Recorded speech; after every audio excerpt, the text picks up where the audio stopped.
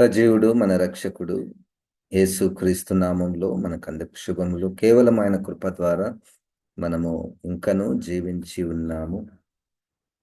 యేసుక్రీస్తు మార్గములో యేసుక్రీస్తు వలె మనం ఈ లోకంలో జీవించుటకు దేవుడు మనకి ఈ జీవితాన్ని ఇచ్చాడు. దేవునికి వందనాలు.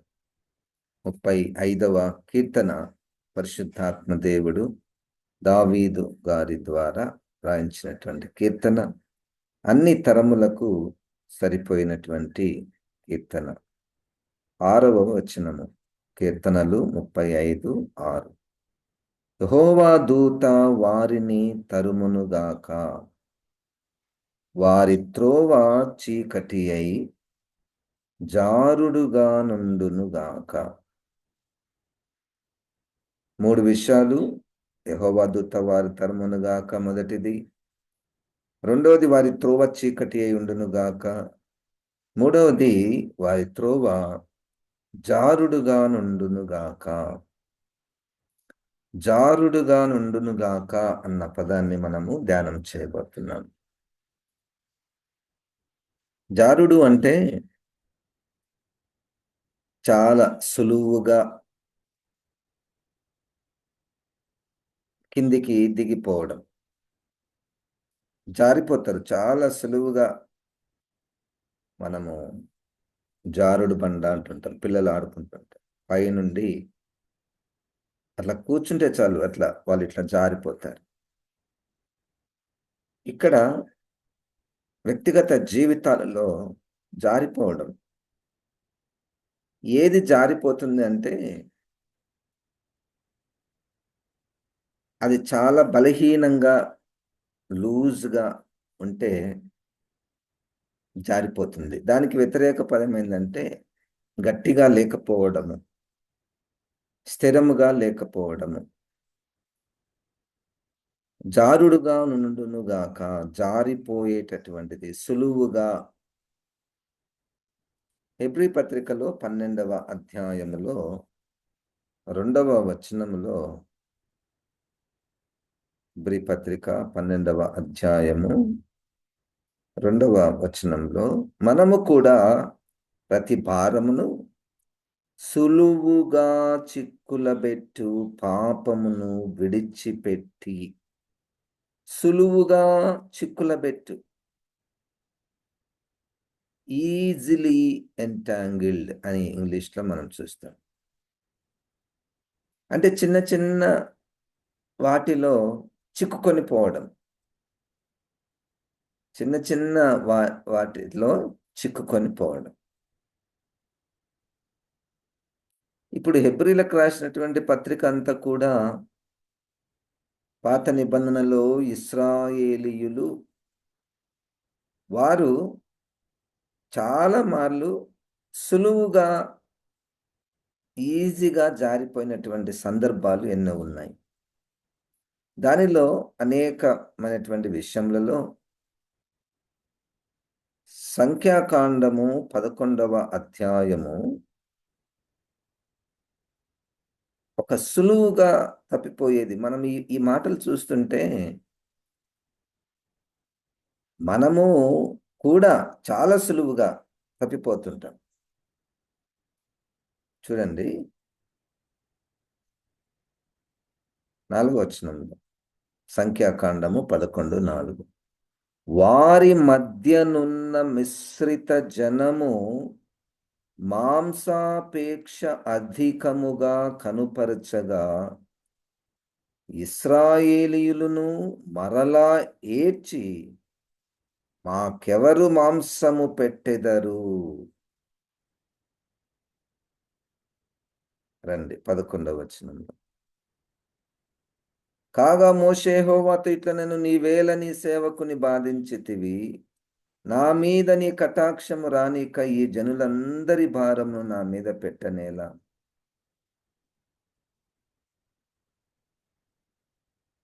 పదే వచనంలో, జనులు తమ తమ కుటుంబములలో ఎవరి గుడారపు ద్వారం వద్ద వారు ఏడ్వగా మోషే వినెను. యెహోవా కోపము బహుగా రగులుకొనెను. ఏడవడం. దేని కొరకు ఏడ్చారు వీళ్ళు అంటే, మాంసము కొరకు ఏడ్చుట.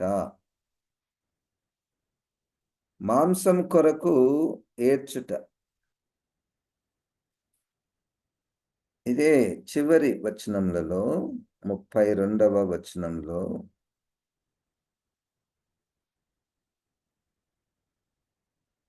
కావున జనులు ఆ దినమంతయు ఆ రాత్రంతయు మరుసటి దినమంతయు లేచి ఆ పూరేళ్లను కూర్చుకొనుచుండిరి.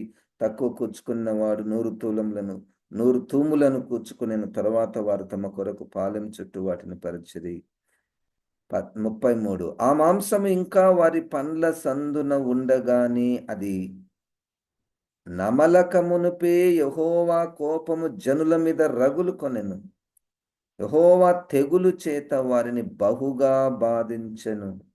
34 మాంసాపేక్ష గల వారిని జనులు అక్కడ పాతిపెట్టినందున ఆ స్థలమునకు కిబ్రోతు హత్తువా అని పేరు పెట్టబడెను.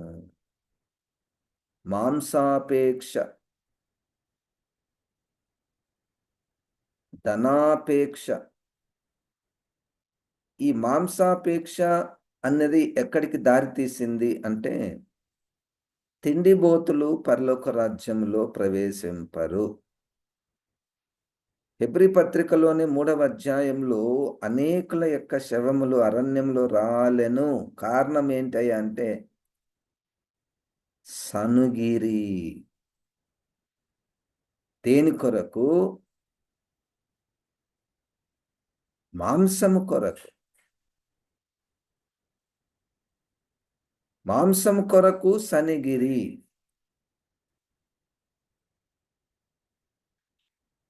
వారి కడుపే వారి దేవుడు. దేవుని ఎందుకు నమ్ముకున్నారు మీరు?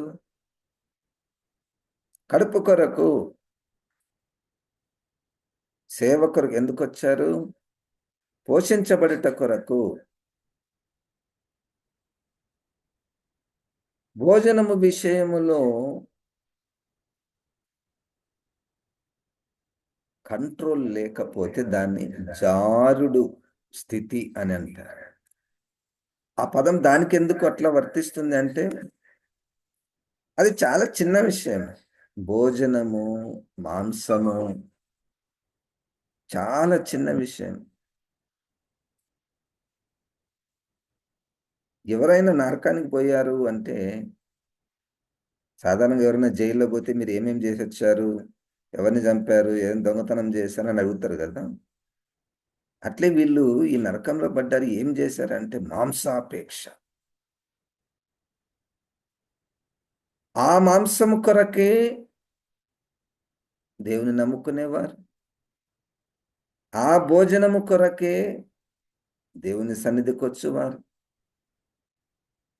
మొత్తము ఆత్మీయ జీవితం అంతా కూడా భోజనము చుట్టూ తిరుగుట. యూదా పత్రికలో ఈ భోజనము విషయమై చూడండి,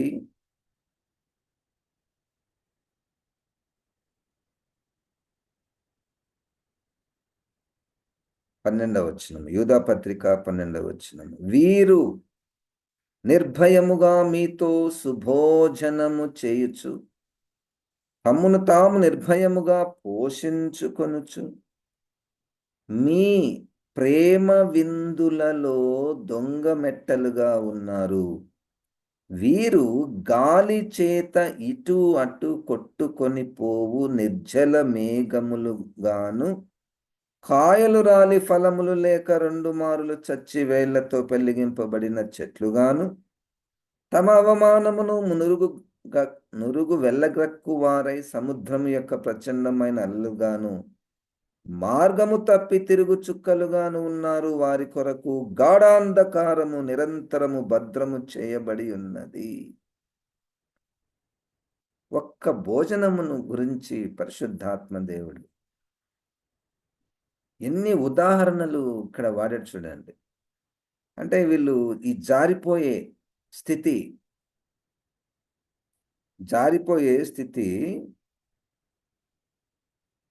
లవ్ ఫీస్ట్ అంటుంటాం కదా, మనకు చాలా సుపరిచితమైన దగ్గరగా ఉన్నటువంటి పదము లవ్ ఫీస్ట్. ఎందుకు వచ్చారు ఈ మీటింగ్ కంటే భోజనము కొరకు. ఆ భోజనము మీద మనస్సు, అది నీకే తెలుస్తుంది. సులువుగా చిక్కుల పెట్టు పాపము, జారే జారే స్థితిలో ఉండడం, జారిపోయే స్థితిలో ఉండడం.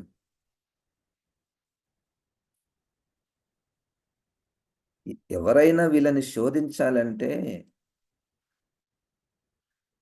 ఎవరైనా వీరిని శోధించాలంటే ఒక్క భోజనంతో శోధించవచ్చు. ఒక్క భోజనము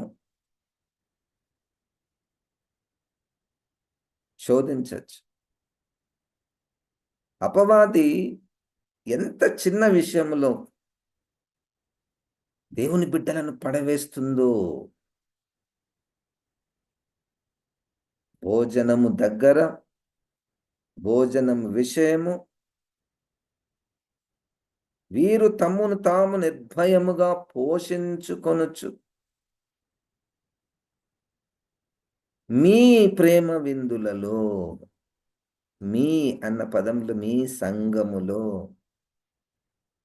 దొంగ మెట్టలుగా ఉన్నారు. వీరు గాలి చేత అటు ఇటు కొట్టుకొని పోవు నిర్జల మేఘాలు. గాలి చేత అటు ఇటు కొట్టుకొని పోవు అంటే జారే స్థితి. చిన్న గాలి వస్తే చాలు ఆ మేఘాలు నిర్జల. నిర్జల అంటే జలములు లేని, నీళ్లు లేని మేఘాలు. కాయలు రాలి ఫలములు లేక 2 మార్లు చచ్చి వేలతో పెళ్లిగింపబడిన చెట్లుగాను. జారే స్థితి. చిన్న విషయంలో పడిపోవటం. ఇంకొక ఆయన వీళ్ళు మాంసము, ఇంకొక ఆయన చిక్కుడుగాయల కూర. అసలు ఆ మనిషి శరీర బలము, ఏశావు యొక్క శరీర బలము ఎంత అనుకున్నారు? అడవిలో తిరిగేటటువంటి వాడు, అడవి వేటకు వెళ్ళేటటువంటి వాడు, గట్టోడు, పెద్ద మనిషి, పెద్దోడు, ఇంట్లోనే పెద్దోడు. చిన్న విషయంలో జారిపోయాడు. చిన్న విషయంలోనే జారిపోవట. ఏంటి, ఏం కావాలి నీకు?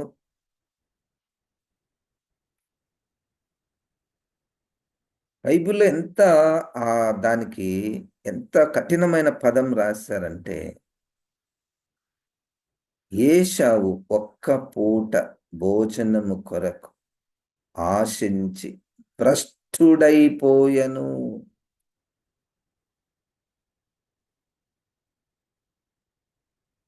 దేవుడు వారి నోళ్ళలో మాంసము ఉండగానే వారిని మొత్తెను, తెగులు పంపించి వారిని నాశనము చేసెను. మాంసం కొరకే. ఎక్కడైనా దేవుని పేరట భోజనాలు వడ్డిస్తున్నప్పుడు లేదా భోజనాలు ఉన్నప్పుడు మన మనస్సు ఎటు పోతుందో, మన మనసు ఎక్కడ పోతుందో, భోజనం కొరకు చిన్న చిన్న బుద్ధి అంటాం కదా, చిన్న చిన్న బుద్ధి.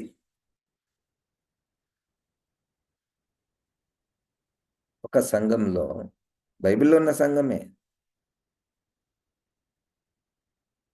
ప్రతిరోజు భోజనాలు పెడుతూ ఉంటే దీంట్లో రెండు గుంపులు. ఒక గుంపు బలమైన వారు, నోరు పెద్దగా ఉంటుంది, వీళ్ళొక పెద్ద గుంపు. వాళ్ళ దగ్గర పోవాలంటేనే భయపడతారు. వీళ్ళు తిన్న తర్వాతనే వేరే వాళ్ళు తినాలి. వీళ్ళు తిన్న తర్వాతనే మిగిలింది వేరే వాళ్ళు తిని. అప్పుడు పౌలు గారు 11వ అధ్యాయంలో మొదటి కొరింథీలో, భోజనం చేయడానికి మీకు మీ ఇండ్లు లేవా? సంఘాన్ని, దేవుని సంఘాన్ని అవమానపరుస్తారా?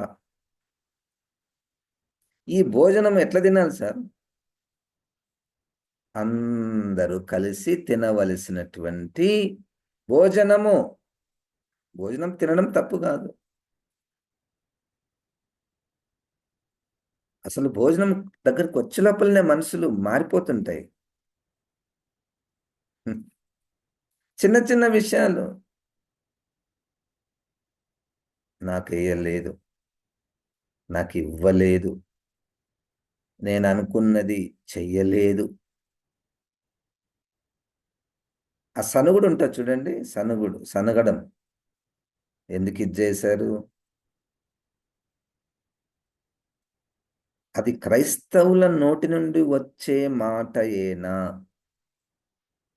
క్రీస్తు ఎదుట నిలవబడితే ఆ తలంపు, నా మాట మీరు ఎవరు వినకపోయి ఉండొచ్చు, సరిగినటువంటి మాట, ఒకరిద్దరి దగ్గర నేను సనుగుతా.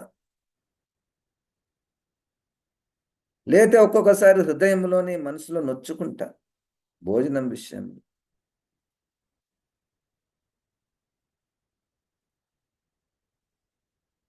భోజనము విషయంలో తప్పిపోవుట, అది నరకానికి దారితీస్తుంది. జారుడు స్థితి. వీళ్ళు గలతీ పత్రిక 5:22లో ఆత్మ ఫలములో ఆశా నిగ్రహము, లేదా తిమోతి గారికి, 2వ తిమోతి గారికి పౌలు గారు రాస్తూ 1వ అధ్యాయములో 7వ వచనం, దేవుడు మనకు శక్తియు ప్రేమయు ఇంద్రియ నిగ్రహము గల ఆత్మనే ఇచ్చెను గాని పిరికితనము గల ఆత్మనీయలేదు. ఇంద్రియ నిగ్రహము, నాలుకను అదుపులో పెట్టుకొనుట. అంటే భోజనం విషయంలో జాగ్రత్తగా ఉండుట. చిన్న విషయంలో 2వ రాజులు 5వ అధ్యాయంలో అక్కడ ఇంకొక విషయంలో జారిపోయాడు. సులువుగా చిక్కులో పెట్టేటటువంటిది. ఆ పెద్ద సీనియర్ పాస్టర్ గారు మంచి సేవ చేసి, ఎవరో చర్చికి ఒక అన్యుడు వచ్చాడు. అయ్యా ప్రార్థించండి, ఒక రోగం ఉందని వచ్చాడు. ఈయన ప్రార్థన చేశాడు. ప్రార్థన చేయలేదు, ఒక చేయమని చెప్పాడు. ఆయన స్వస్థపరచబడ్డాడు. స్వస్థపరచబడిన తర్వాత ఆయన కానుక ఇస్తాడు కదా. ఈ పెద్ద పాస్టరు, కానుక నేను తీసుకోను, ఎందుకంటే వీళ్ళు దీని కొరకే ఉన్నారు, అది బయట కూడా అలాగనే జరుగుతుంది, ఇక్కడ నేను కాదు స్వస్థపరిచింది, దేవుడే స్వస్థపరిచాడు అని, మరియు వారు దేవుని ఎరగనటువంటి వారు ఇప్పుడిప్పుడే నమ్ముకుంటున్నారు, వారికి సత్యం ఏంటో తెలియాలి అని ఆయన ఆ వచ్చినటువంటి వ్యక్తి దగ్గర ఎంతో ధనము, విలువైనటువంటి వస్త్రాలు, ఇస్తున్నటువంటి డబ్బును వద్దు అన్న దాన్ని ఏమంటారు? ఆశా నిగ్రహం అంటారు. ఇక్కడ ఏమైనా అన్యాయం ఉందండి? ఇక్కడ ఏమైనా అన్యాయం ఉందా? ఒక మేలు పొందుకున్నాడు, ఆయన కానుక ఇస్తుంటే ఈయన వద్దంటాడేంటి?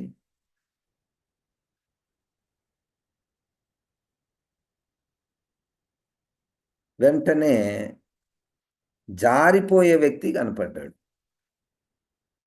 జారిపోయే వ్యక్తి కనపడి, మా పాస్టర్ గారికి లోక పోకడ తెలియడం లేదు.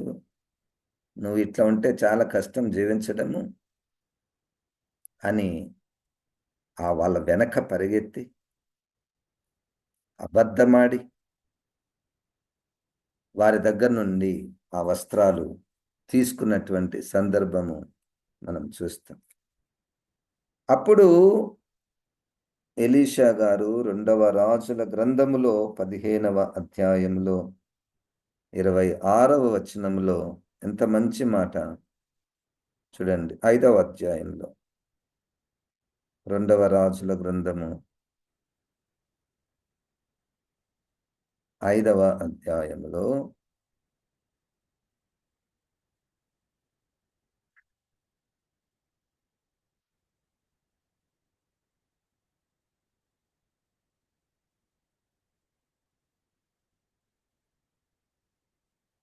ఆ,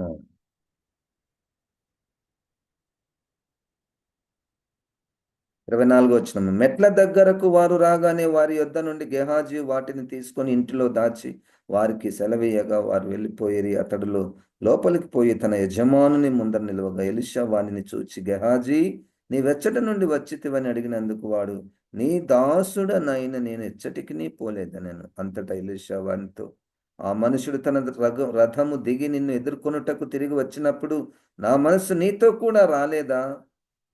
ద్రవ్యమును, వస్త్రములను, ఒలీవ చెట్ల తోటలను, ద్రాక్ష తోటలను, గొర్రెలను, ఎడ్లను, దాసదాసులను సంపాదించుకొనుటకు ఇది సమయమా? సంపాదించుట తప్ప కానేక. ఇది సమయమా? ఏంటి ఇది సందర్భము? సువార్త చెప్పే సందర్భం ఇది.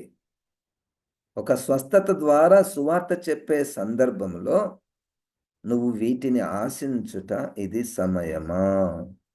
కాబట్టి నయమానునకు కలిగిన కుష్టు నీకును నీ సంతతికి సర్వకాలము అంటి ఎండును అని చెప్పగా వాడు మంచు వలె తెల్లనైన కుష్ఠము కలిగి ఎలీషా ఎదుటి నుండి బయటికి వెళ్ళెను. సులువుగా చుక్కలబెట్టు పాపములు, ఇక ఎన్నో 2-3 విషయాలు మనం చెప్పగలం. చిన్న విషయములలో తప్పిపోవు.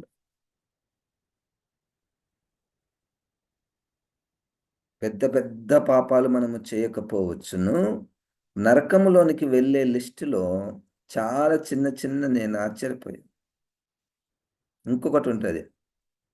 అబద్ధికులు అనే పదం ఉంటది. ఆ పదము ఇప్పుడున్న సందర్భంలో ఉన్న క్రైస్తవులకు ఆపాదిస్తే చాలా చిన్నదది. అబద్ధం ఆడకుండా ఎవరుంటారు సార్? అబద్ధం ఆడకుండా అసలు ఉండే అవకాశం ఉందా? అసలు దాని మీద పట్టింపే లేదు. మేమేమైనా ఎప్పుడైనా ఎప్పుడు అబద్ధం ఆడతామే. ఎప్పుడైనా అవకాశం వచ్చినప్పుడే అబద్ధం ఆడతాం. ఇప్పుడు ఈ గుంపంతా నరకంలో ఉన్నారనుకోండి. ఈ గుంపంతా పర్వాలేదు, పర్వాలేదు, ఎప్పుడో ఒకసారి అవసరం వస్తే నా మేలు కొరకు, లేదా ఇంకొకరి మేలు కొరకు కొన్ని 1000 అబద్ధాలు ఆడైనా పెండ్లి చేయండి. ఇది మన మనసులలో రాయబడింది. చాలామంది మనసులలో. అందుకని ఈ పెళ్ళిళ్ళు చూసేటప్పుడు మనకెవరైనా ఇష్టమైనారనుకోండి, వానికి లేదా ఆ అమ్మాయికి లేనిపోని ఆపాదించి అవతల వాళ్ళకి చెప్తుంటాం. అబద్ధాలన్నీ సులువుగా జారిపోయేటటువంటి వారు.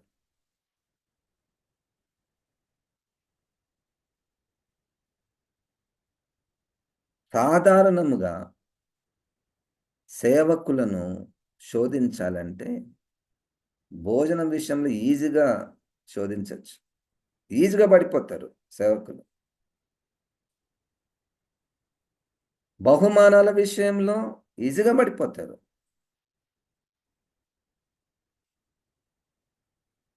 బహుమానాల విషయంలో ఈజీగా పడిపోతారు. డబ్బు విషయంలో వాక్యాన్ని ఈజీగా తారుమారు చేసేస్తారు. చిన్న విషయములలో తప్పిపోవుట, జారిపోవుట, అది పరిశుద్ధాత్మ దేవునికే సాధ్యం. పరిశుద్ధాత్మ దేవుడు క్రీస్తు మనస్సు మనకు దయచేస్తే గట్టిగా నిలబడతాం. మామూలుగా చూడ్డానికి మనం మంచిగానే ఉంటాము. చాలా అద్భుతంగా భక్తి, చాలా అద్భుతమైనటువంటి తలాంతులు, వాక్యము బోధించే తలాంతు. నా నా చిన్న బుద్ధి ఎక్కడ బయటపడతదంటే భోజనం కాడ బయటపడతది. ఏంది ఇదే పెట్టిండ్రు తీసుకురా పోండి. తీసుకురా పోండి. ఇంతేనేసేది. ఇదేనా నాకిచ్చేది? నేనెవరిననుకుంటున్నారు మీరు? అసలు మీరు మమ్మల్ని గుర్తిస్తున్నారా? ఇంగ పచ్చిగా మాట్లాడాలంటే సిగ్గు లేకుండా పదాలు బయటకొస్తాయి. సిగ్గు లేకుండా అది కామన్ అయిపోయింది.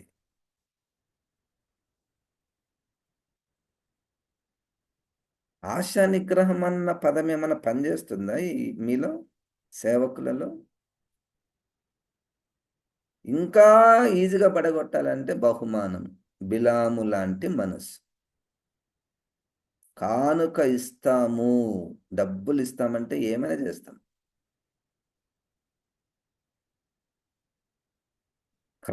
క్రమము తప్పి ఒకరిని సంతోషపెట్టడానికి ఈజీగా పడేస్తాం.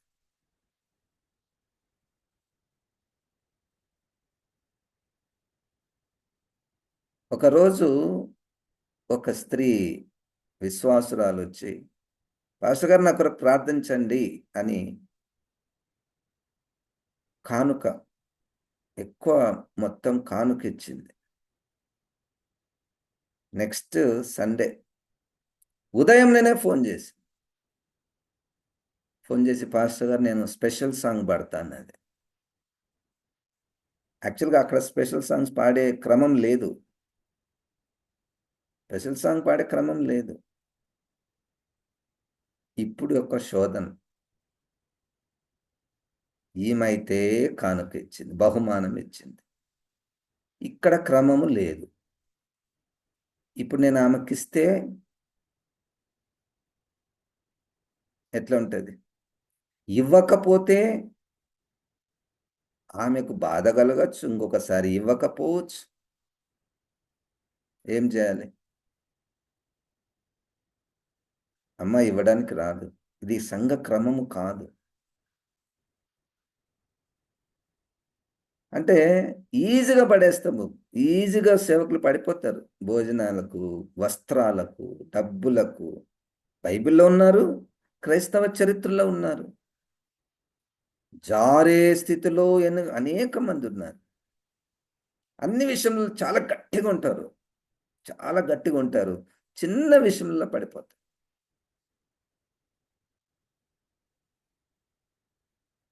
ఇంకొక స్త్రీ ఉన్నది.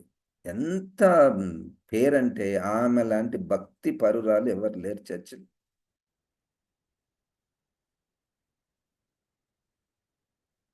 ఆమెకు నేను 2, 3 సార్లు చెక్ చేశాను. ప్రైజ్ ది లార్డ్ అని చెప్తే ఇట్లా అంటుంది. ప్రైజ్ ది లార్డ్ ఇట్లా అంటుంది. సాధారణంగా మనం చెయ్యన్న ఇట్లా లేపుతాం. లేతే ఇట్లా అంటాం. వందనాలని చెప్తాం. ఒక మీటింగ్ అయింది వస్తుంది. ప్రైజ్ ది లార్డ్ చెప్తే చెయ్యి లేపడం లేదు. ఎందుకంటే చేతిలో కవర్‌లో ఏవో పెట్టుకున్నది. దానికి తన చీర కప్పుకున్నది. తల వంచుకొని నడుస్తుంది. తర్వాత నేను వెనక నుండి చూస్తే కవర్లు. దాచుకొని ఎందుకు పోతున్నారు? దాచుకొని పోతున్నారు అంటే అర్థం ఏంటి?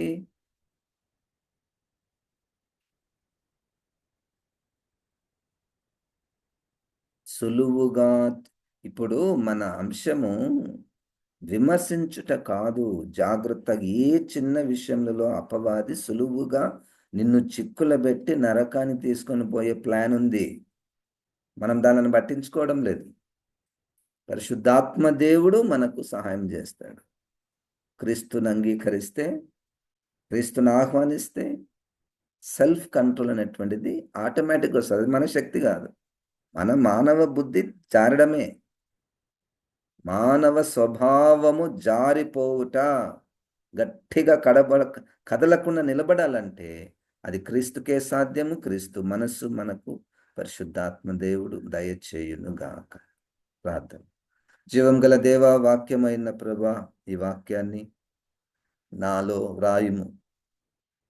సులువుగా చిక్కులు పెట్టే పాపములో పడిపోకుండా మీరే మాకు సహాయం చేయమని యేసు నామమున ప్రార్థిస్తున్నాం తండ్రి. ఆమేన్. ఇప్పుడు మన పరమ తండ్రి అయిన దేవుని యొక్క ప్రేమ, ప్రభువైన యేసు క్రీస్తు కృప, పరిశుద్ధాత్మ దేవుని యొక్క సహవాసము మనకందరికీ సదాకాలము తోడై ఉండును గాక. ఆమేన్. దేవుడు మనల్ని దీవించును గాక.